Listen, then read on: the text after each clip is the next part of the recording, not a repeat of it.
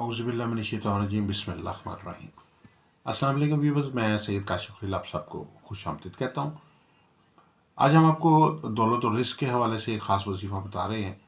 अगर आप माली तौर पे अपने आप को तरक्की देना चाहते हैं, माशी तौर पर बेहतरी हासिल करना चाहते हैं, कारोबार रोज़गार में जॉब में तरक्की हासिल करना चाहते हैं, माल दौलत में इजाफ़ा चाहते हैं और तंगदस्ती और बंदिश का ख़ात्मा चाहते हैं, तो आप अल्लाह ताला के दो नाम हैं, या वासिउ या गनीयु को विद को रोज़ाना 786 बार इनका विद करें, इन दोनों अस्माउल हुस्ना का, या 313 बार विद करें वला के साथ साथ फदरुशी के साथ।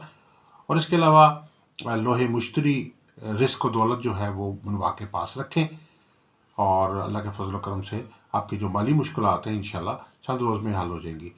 तो ये वजीफ़ा है, या वासिउ या गनीयु और लोहे मुश्तरी जो है रिस्क और दौलत जो है बनवा के पास रखें, तो इंशाल्लाह आपकी माली मुश्किलात जो है वो हल हो जाएंगी। मज़ीद किसी किस्म की कंसल्टेंसी चाहते हैं, हमारे नंबर 0300 8083 509 और 0333 4502 187 पे आप रब्ता कर सकते हैं। अस्सलाम वालेकुम रहमतुल्लाहि व बरकातुहू।